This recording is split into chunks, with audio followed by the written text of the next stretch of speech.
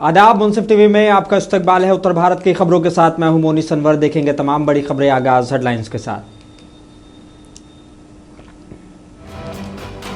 राहुल गांधी ने रायबरेली दौरे पर सांसद आवास पर लोगों से मुलाकात कर सुनी समस्याएं। शहीद वीरापासी की मूर्ति का किया लोकार्पण।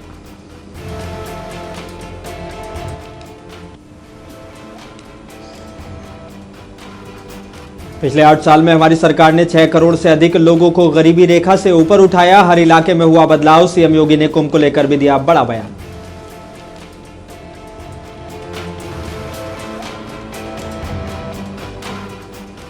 किसानों के उत्थान और समृद्धि के लिए काम कर रही है उत्तराखंड सरकार। मुख्यमंत्री पुष्कर सिंह धामी बोले, किसानों और पशुपालकों के लिए करीब 463 करोड़ रुपए का बजट में किया गया प्रावधान।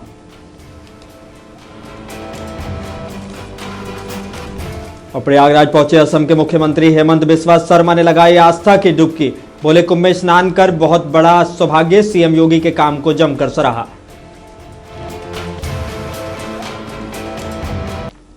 आई बुलेटिन की शुरुआत कुछ अहम और बड़ी खबरों के साथ। उत्तर प्रदेश के रायबरेली में लोकसभा में विपक्ष के नेता और कांग्रेस सांसद राहुल गांधी ने कहा है कि अगर आप रोजगार चाहते हैं तो आपको छोटे व्यापारियों की रक्षा करनी होगी। जीएसटी को बदलना पड़ेगा। जब तक आपके लिए बैंक के दरवाजे नहीं खुलेंगे तब तक आपको रोजगार नहीं मिल सकता है। उत्तर प्रदेश की सरकार फेलियर है। आपके सामने 2 मुद्दे हैं, महंगाई और बेरोजगारी। ये सरकार डबल है मगर यहाँ कोई इंजन नहीं है।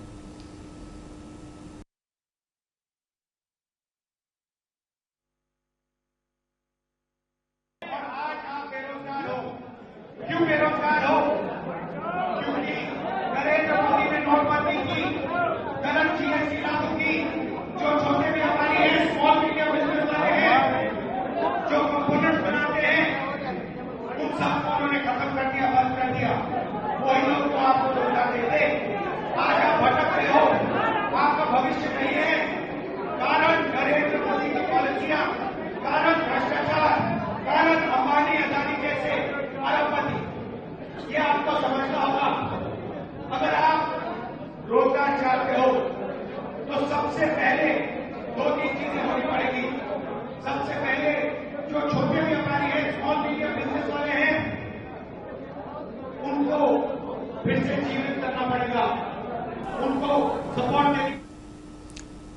उत्तर प्रदेश के पंतनगर में उधम सिंह नगर में उत्तराखंड के मुख्यमंत्री पुष्कर सिंह धामी ने जीबी पंत कृषि और प्रौद्योगिकी यूनिवर्सिटी द्वारा आयोजित कृषि विज्ञान सम्मेलन कार्यक्रम को संबोधित करते हुए कहा कि प्रधानमंत्री नरेंद्र मोदी से प्रेरणा लेकर हमारी राज्य सरकार भी किसानों के उत्थान और समृद्धि के लिए संकल्पित होकर काम कर रही है। उत्तराखंड के किसानों को प्रशिक्षित करने का काम किया जा रहा है।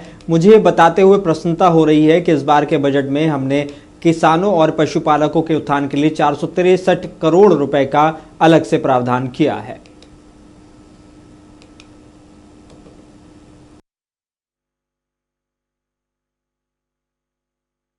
आदरणीय मोदी जी से प्रेरणा लेकर हमारी राज्य सरकार भी किसानों के उत्थान एवं समृद्धि के लिए संकल्पित होकर कार्य कर रही है।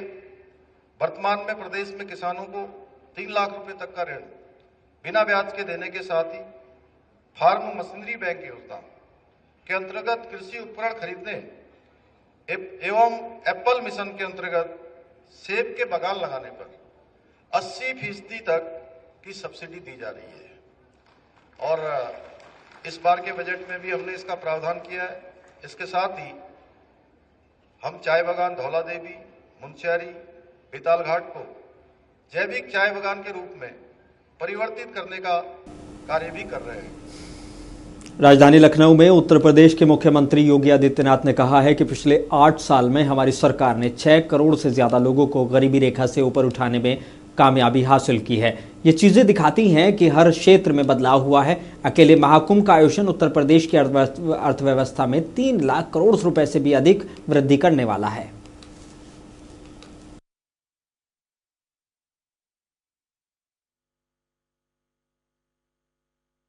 हम सबको इस पर गौरव की अनुभूति करनी चाहिए कि प्रधानमंत्री मोदी जी के नेतृत्व में 10 वर्ष में इस देश ने 25 करोड़ लोगों को गरीबी रेखा से उभारने में सफलता प्राप्त की।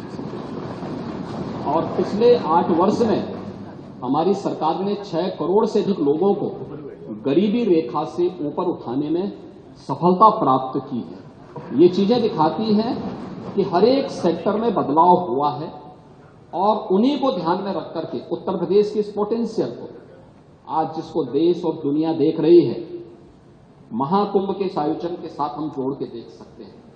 अकेले महाकुंभ का एक आयोजन उत्तर प्रदेश की इकोनॉमी में 3 लाख करोड़ रुपए से अधिक की ग्रोथ करने वाला है। महिलाओं पे स्वावलंबन की दिशा में जो कार्य हुए हैं, अकेले उत्तर प्रदेश पुलिस भर्ती में। प्रयागराज में असम के मुख्यमंत्री हेमंत बिस्वा शर्मा ने कहा है कि कुंभ में स्नान करना बहुत बड़ा सौभाग्य है। परमात्मा को बहुत बहुत आभार कि उन्होंने हमें स्नान करने का मौका दिया। कुशलता के साथ मेला प्रबंधन किया गया है। उत्तर प्रदेश के मुख्यमंत्री योगी आदित्यनाथ और पूरे प्रशासन को मैं धन्यवाद देता हूं। प्रधानमंत्री जी के मार्गदर्शन में एक बार फिर भारत की सभ्यता संस्कृति उभर कर सामने आई है। ये महाकुंभ ने साबित कर दिया है कि सनातन ही अतीत, वर्तमान और भविष्य है।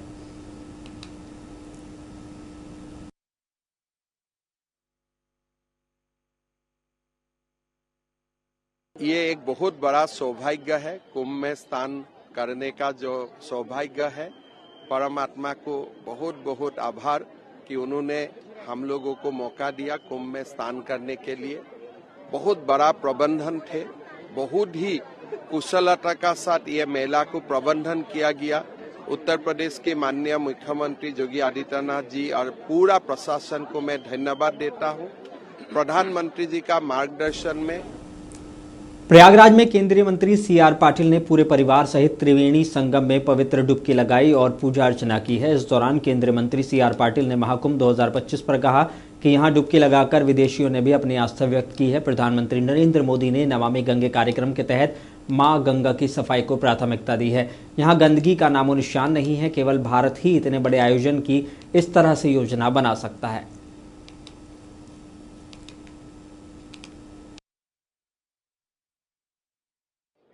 144 साल के बाद जो महाकुंभ यहाँ पर हो रहा है और उसके अंदर पूरे देश के और विदेश में रहने वाले भी सभी लोग और विदेशियों ने भी इसमें अपनी आस्था प्रकट करते हुए यहाँ पर डुबकी लगाई है। माँ गंगा को जो गंदगी थी वो साफ करने के लिए माननीय प्रधानमंत्री श्री नरेंद्र मोदी साहब ने जिस तरह से प्लानिंग किया, नमामि गंगे का प्रोजेक्ट लेते हुए अलग अलग नदियों को सफाई में माँ गंगा को पहले। उत्तर प्रदेश में अपराध और रेप बलात्कार को लेकर समाजवादी पार्टी ने सवाल उठाए हैं। आज अयोध्या के सिविल लाइन में एक स्थानीय होटल में प्रेस वार्ता करते हुए फैजाबाद के सांसद अवधेश प्रसाद बीजेपी सरकार को कटघरे में खड़ा करते नजर आए। उन्होंने कहा कि नहान करने आए लोगों को सुरक्षित उनके स्थान पर पहुंचाना ये सरकार की जिम्मेदारी है और वो अपनी जिम्मेदारियों से बच रहे हैं। तो कहा कि उत्तर प्रदेश में लगातार हो रहा है कि अपराधों को लेकर 27 तारीख को मुख्यालय पर धरना करेंगे। मर्यादा पुरुषोत्तम राम की धरती है, जहां से पूरे देश को मर्यादा का संदेश जाता है। लेकिन अफसोस है कि अभी 1 महीना भी नहीं बीत पाया है कि इतने जघन्य अपराध हुए हैं जिसकी कोई कल्पना नहीं की जा सकती। उदाहरण के लिए सहनवा जो मर्यादा पुरुषोत्तम राम की मंदिर से 5-6 किलोमीटर दूर है, एक 22 साल बेटी के साथ, कोई बिरादरी के साथ, इतना अमानवीय। उत्तर प्रदेश के मुख्य सचिव मनोज कुमार सिंह ने महाकुंभ 2025 पर कहा कि अब महाकुंभ 2025 अपने आखिरी दौर में है। 26 फरवरी को महाशिवरात्रि का आखिरी स्नान है, उसी की तैयारी की समीक्षा के लिए हम यहाँ आए हैं। महाकुंभ की तिथि ग्रह नक्षत्रों को देखकर तय होती है।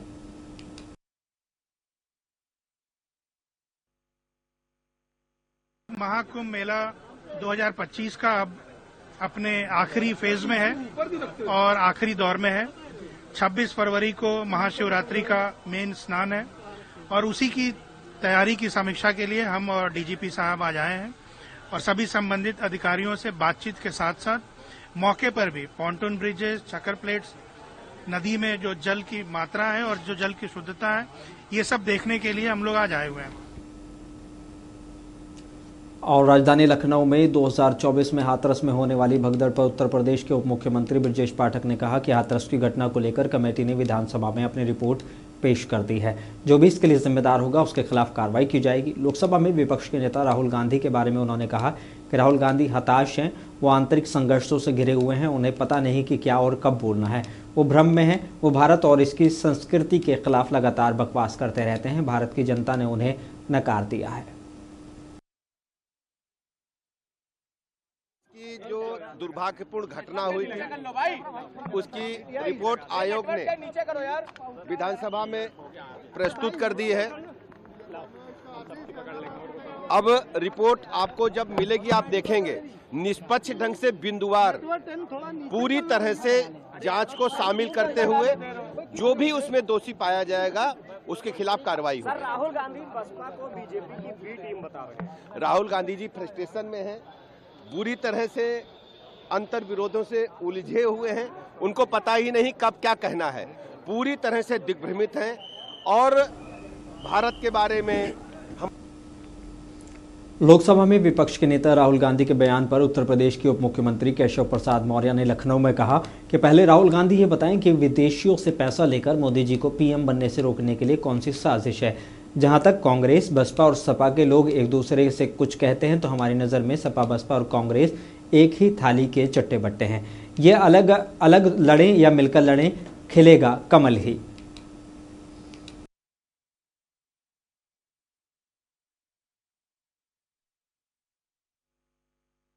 पहले श्री राहुल गांधी जी ये बतावें, अमेरिका से पैसा लेकर के, विदेशियों से पैसा लेकर के माननीय प्रधानमंत्री नरेंद्र मोदी जी को प्रधानमंत्री बनने से रोकने के लिए ये कौन सी चाल है, कौन सी साजिश है, क्यों ऐसा हुआ है। और जहां तक कांग्रेस मायावती जी के बारे में या मायावती जी अखिलेश जी के बारे में अगर कुछ कहती हैं तो हमारी नज़र में सपा, बसपा, कांग्रेस एक ही थैली के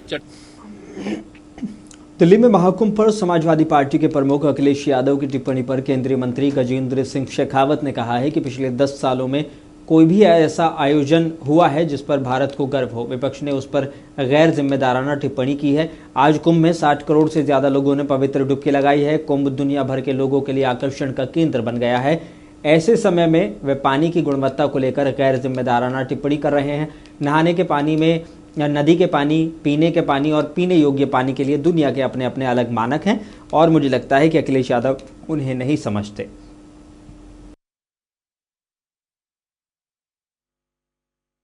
कि भारत किसी भी विषय पर गर्व कर सके।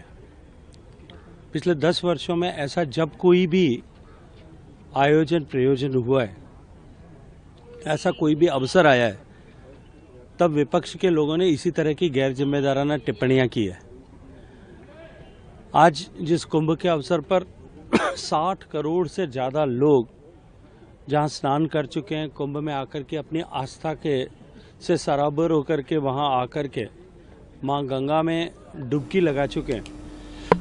दुनिया भर के लोगों के लिए आज जब कुंभ आकर्षण का और कौतूहल का केंद्र बना है। खबर अयोध्या से है। बजट के बाद समाजवादी पार्टी के जिलाध्यक्ष पारसनाथ यादव ने कहा है कि इस बजट में कुछ नहीं है, न युवाओं के लिए न बेरोजगारों के लिए है, सिर्फ ये बजट एक छलावा है। तो वहीं कांग्रेस के पूर्व जिला अध्यक्ष राजेंद्र सिंह ने कहा कि ये बजट युवाओं के लिए धोखा है। उन्होंने कहा कि महिलाओं के लिए बजट में कुछ नहीं है। तो वहीं भारतीय किसान यूनियन के राष्ट्रीय महासचिव घनश्याम वर्मा ने कहा कि ये बजट किसानों के हित में नहीं है। आइए सुन लेते हैं यूपी में पेश हुए बजट के बाद प्रतिक्रिया देते हुए समाजवादी पार्टी के जिलाध्यक्ष पारसनाथ यादव, कांग्रेस के पूर्व जिलाध्यक्ष राजेंद्र सिंह और भारतीय किसान यूनियन के राष्ट्रीय महासचिव घनश्याम वर्मा ने क्या कुछ कहा। चाहे उत्तर प्रदेश का बजट हो, चाहे इस भारत देश का बजट हो, ये दोनों बजट किसानों के लिए कुछ भी नहीं, न कोई लाभदायक चीज़ें हैं। ये सरकार इस देश के किसान को कंगाल बनाना चाहती है। इस देश के किसान को लोन लेने का एक रास्ता सुलभ करना चाहती है। केसीसी का जो है लिमिट है उसका दायरा बढ़ा करके हमको ये कहती है कि हमने बहुत कुछ कर दिया, लेकिन उसके पीछे एक साजिश ये है कि देश का किसान कर्ज लेकर के ले और कर्ज लेने के बाद फसल का दाम ना बढ़ाया जाए। केवल ये सरकार हम किसानों को बेवकूफ़ बना रही है कि ये किसान इनके जाल में फंस जाएं और ये किसानों की ज़मीन हथिया लें।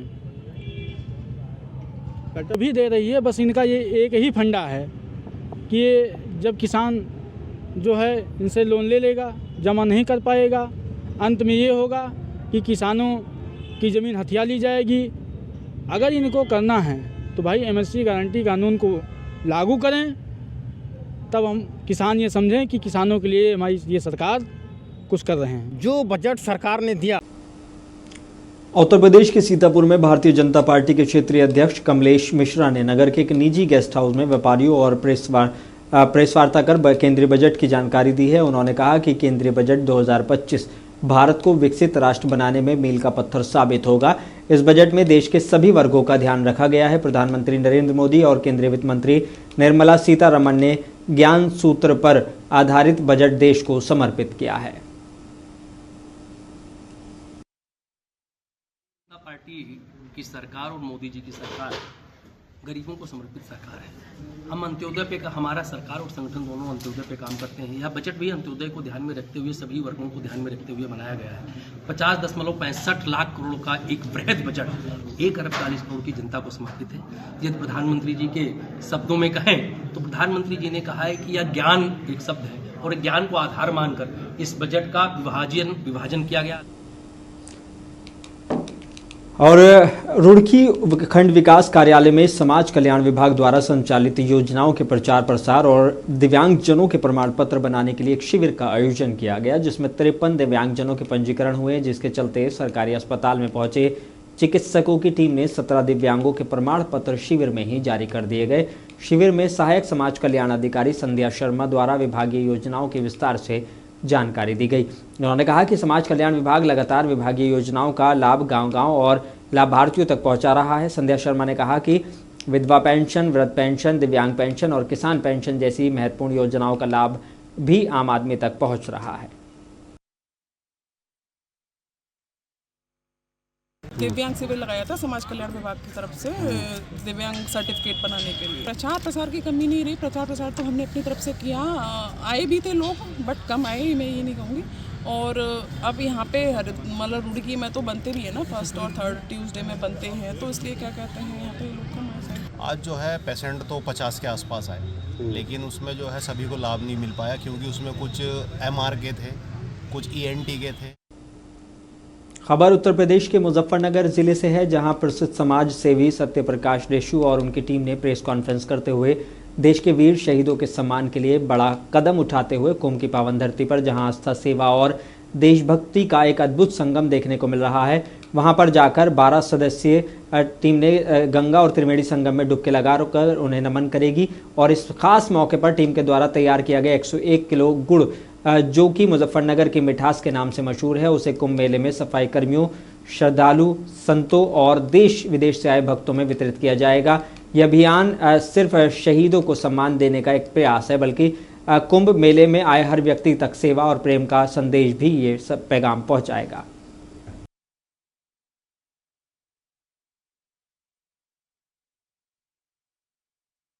ये प्रेस वार्ता नहीं है, ये तो आपसी मिलन है हम आपका हमारा। और इसके पीछे जब हम पे ये सोच आई, ये रिसर्च आई कि देश के शहीदों के लिए कुंभ मेले में किसी ने कोई डुबकी नहीं लगाई, तो हमने निर्णय करा कि जो 12 लोगों की हमारी टीम जा रही है वो शहीदों के लिए डुबकी लगाएगी, स्नान करेगी, गंगा में भी और त्रिवेणी में भी। हम लोगों ने मकर संक्रांति के शुभ अवसर पे उत्तर प्रदेश के बिजनौर में कांवड़ यात्रा को लेकर प्रशासन ने शिव भक्तों के लिए बड़े इंतजाम किए हैं। बता दें कि हरिद्वार से जल लेकर शिव भक्तों का पहला पड़ाव मोटा महादेव मंदिर है। मोटा महादेव मंदिर पर जगह जगह CCTV कैमरे लगाए गए हैं। दूर दराज से आए शिव भक्तों की सुरक्षा व्यवस्था को लेकर देश के प्रधानमंत्री और उत्तर प्रदेश के मुख्यमंत्री योगी आदित्यनाथ ने इसकी तारीफ की है। महाशिवरात्रि के पर्व पर अंतिम जलाभिषेक किया जाएगा। हमारी तहसील नजीबाबाद क्षेत्रांतर्गत स्वयंभू मोटा महादेव मंदिर जी का पवित्र स्थल है, जहां पर विभिन्न स्थानों से कांवड़िया जल। उत्तर प्रदेश के बरेली में बहेड़ी पुलिस ने नैनीताल रोड से एक बाइक रिपेयर की दुकान में छापा मारकर बाइकों के इंजन, चेसिस बरामद किए हैं।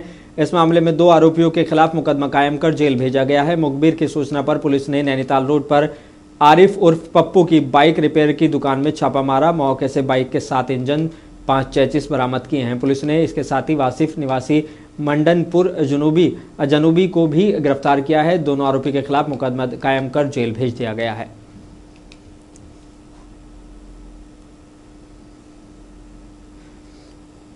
और सिरसागंज के सोथरा रोड स्थित डिवाइन इंटरनेशनल एकेडमी का 11वां वार्षिकोत्सव भव्य रूप से आयोजित किया गया। इस अवसर पर विद्यालय के छात्र छात्राओं ने शिक्षा, संस्कृति और सामाजिक सरोकारों पर आधारित अद्भुत प्रस्तुतियां दी।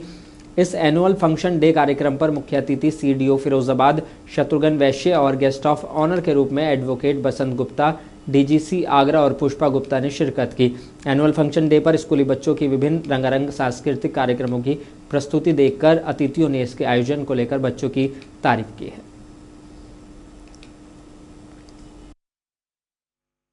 11वां annual function day divine international academy का आयोजन हुआ है और उसमें हमने बच्चों को 2 दिन का कार्यक्रम रखा था। पहला फर्स्ट डे था खेल फिएस्टा के माध्यम से हमने बच्चों के द्वारा उनके सारे गेम्स कराए थे और उनके हर गेम्स खेलने के लिए उन्हें प्रेरित किया है और बच्चों ने बढ़ चढ़ के हिस्सा भी लिया है। और मैं कोशिश करूंगा कि आगे भी बच्चों में ऐसा ही उत्साह बना रहे और गेम्स से ही बच्चों के शारीरिक और मानसिक दोनों चीजों का विकास होता है। और उत्तर प्रदेश के लखीमपुर खीरी में निगासन सिविल बार एसोसिएशन ने अधिवक्ता संशोधन बिल 2025 के विरोध में अधिवक्ताओं ने मुंसिफ कोर्ट परिसर में विरोध प्रदर्शन किया है और 9 सूत्री मांगों को लेकर एक ज्ञापन उपजिलाधिकारी निगासन को सौंपा है। वहीं सिविल बार एसोसिएशन के अध्यक्ष सर्वेश गुप्ता ने कहा कि केंद्र सरकार द्वारा रेगुलेशन बनाने का जो उल्लेख किया गया है वो तत्काल समाप्त किया जाए और जो व्यवस्था पूर्व में प्रभावी थी वही लागू की जाए।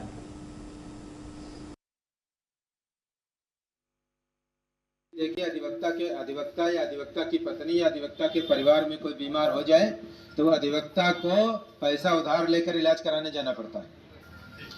तो हम लोग हमारी इस संघ के माध्यम से, अधिवक्ताओं के माध्यम से भारत सरकार से मांग है कि जो ये संशोधन अधिवक्ता संशोधन अधिनियम 2025 के खिलाफ जिला मुख्यालय दबरई पर जिला बार एसोसिएशन फिरोजाबाद ने अपनी मांगों को लेकर राष्ट्रपति के नाम ज्ञापन सौंपा है। वहीं बार एसोसिएशन के अध्यक्ष नीरज यादव ने कहा कि सरकार अधिवक्ताओं के खिलाफ 2025 में अधिवक्ता अधिनियम के संशोधन करने जा रही है। ऐसा काला कानून बनाने जा रही है जिससे अधिवक्ताओं का उत्पीड़न होगा।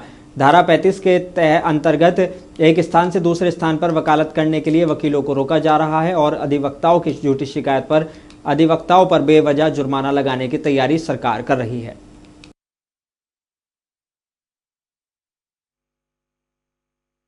जो सरकार अधिवक्ताओं के खिलाफ 2025 में अधिवक्ता अधिनियम में संशोधन करने जा रही है, जो काला कानून लाने जा रही है, उसके विरोध में महामहिम के नाम फिरोजाबाद बार एसोसिएशन के अधिवक्ताओं ने उत्तर प्रदेश के अमरोहा में बार अध्यक्ष सलीम खान एडवोकेट के नेतृत्व में अमरोहा जिलाधिकारी कार्यालय पहुंचे, जहां उन्होंने अपनी निम्न मांगों को लेकर एक ज्ञापन महामहिम के नाम जिलाधिकारी को सौंपा है। केंद्र सरकार के खिलाफ विरोध पर उतरे अधिवक्ता बता दें कि अधिवक्ता अधिनियम 1961 के संशोधित को लेकर केंद्र सरकार को उन्होंने घेरा है। केंद्र सरकार के द्वारा अधिवक्ता अधिनियम 2025 लाने का अधिवक्ताओं ने विरोध दर्ज कराया है।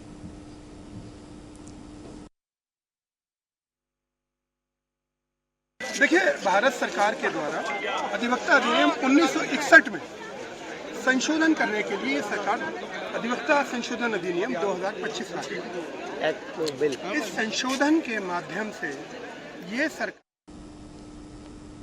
उत्तर प्रदेश के आगरा में भी अधिवक्ता अधिनियम में सरकार द्वारा लाए जा रहे संशोधन के विरोध में जनमंच ने जुलूस निकाला और आगरा दीवानी परिसर में जनमंच के बैनर तले अधिवक्ताओं ने जोरदार प्रदर्शन किया है। जनमंच ने कहा कि अधिवक्ता अधिनियम में संशोधन किसी हाल में मंजूर नहीं किया जाएगा।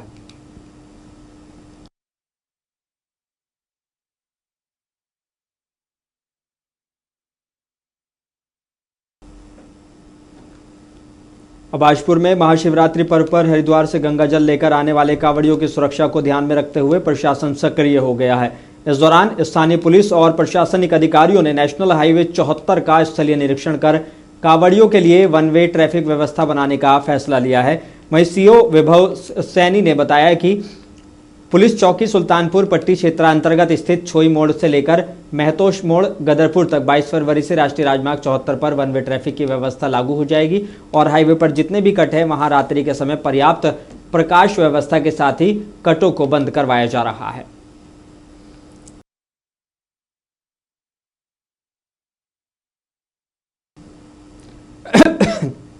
खबर उत्तर प्रदेश के झांसी के नगरा क्षेत्र के लिए जाने वाले नया पुल के पास की है, जहां पर एक नाले में सीवर बना हुआ है और उसमें से नाले के पानी के साथ डीजल आ रहा है, जिसका वीडियो भी देखा जा सकता है। और एक व्यक्ति 5 लीटर की कटिया लेकर नाले में से डीजल भर रहा है, लेकिन इस मामले में रेलवे के किसी भी अधिकारी ने बोलने से साफ इनकार कर दिया है। इस बात की पुष्टि अभी तक नहीं हो सकी है, लेकिन इसमें सबसे बड़ी बात यह है कि इस जमीन में से नाले के अंदर डीजल आ रहा है।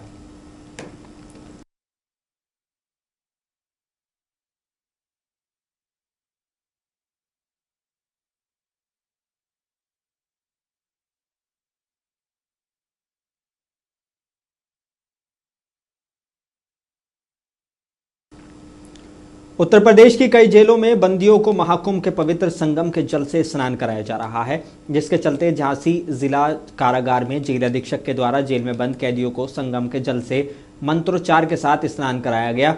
जेल अधीक्षक विनोद कुमार ने बताया कि जेल में पूजा अर्चना के बाद संगम का जल पानी में मिलाकर बंदियों को स्नान कराया गया। जेल परिसर में सुबह सबसे पहले पूजा अर्चना की गई, इसके बाद संगम से विशेष वाहक से लाए गए जल को पानी में मिलाकर लगभग 1100 बंदियों को स्नान करवाया गया है।